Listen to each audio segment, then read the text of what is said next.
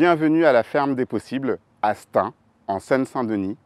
Il s'agit d'une ferme agricole urbaine qui tente de devenir une grosse auberge espagnole au cœur d'un îlot de fraîcheur. Notre idée est relativement simple, permettre à des habitants, à des écoles, à des établissements médico-sociaux, à des entreprises et à des collectivités de travailler autour de sujets qui nous semblent essentiels, l'alimentation durable, accessible et locale, l'agriculture urbaine et plus largement les liens entre les gens.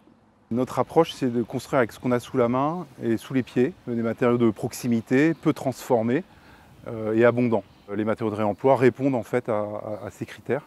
Et l'autre démarche, c'est également éviter le déchet en ne produisant pas de déchets pendant le chantier, en réutilisant les déchets produits par le chantier ou en évitant les chutes, par exemple, ou s'il y a des chutes, c'est l'escalier par exemple du restaurant qui a été réalisé avec les chutes de solives. Le métabolisme urbain, c'est une démarche qui consiste à s'appuyer sur tous les flux et à étudier tous les flux de matière, d'énergie qui circulent dans un territoire et dans une zone urbaine.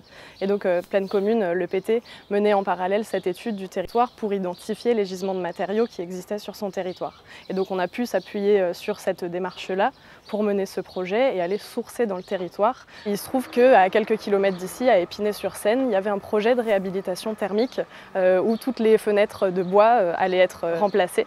Et donc du coup, on a pu récupérer ces fenêtres, les retravailler, les prototyper et les mettre en œuvre sur le projet. Il y a eu aussi, par exemple, les briques de terre crue qu'on peut voir derrière, qui sont, elles, déjà été utilisées dans le cadre du Festival Bellastock de 2017, qui étaient fabriquées à partir des terres d'excavation des travaux du Grand Paris. Donc là, on a un double réemploi en plus.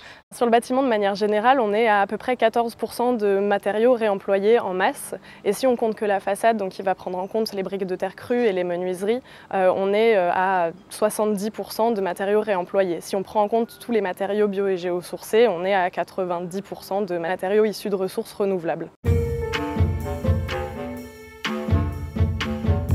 Dans ces matériaux locaux peu transformés et abondants, bien sûr, il y a la terre du terrain qu'on a réservée au moment des fondations et qu'on a utilisé pour faire les enduits de finition sur les façades en paille, à l'intérieur et à l'extérieur, et également un mur en pisé, le mur, en fait le bar. Voilà. Et l'idée c'était de ne pas utiliser de sable, puisque le sable c'est un matériau en tension qui provoque beaucoup de dégâts dans l'environnement au moment de son prélèvement. Donc on a utilisé pour le pisé du béton concassé, donc issu de démolition. Et pour les enduits, on a utilisé les cartons d'emballage du chantier, tout simplement, avec lequel on a fait de la pâte de cellulose mélangée à la terre pour faire des enduits de finition qui sont très beaux en plus. La production de froid dans ce programme est problématique parce que ça dépense énormément d'énergie, puisqu'il y a 500 mètres carrés de locaux qui sont réfrigérés à 13 degrés toute l'année. Et ça, produire du froid de façon passive, low-tech, ça n'existe pas.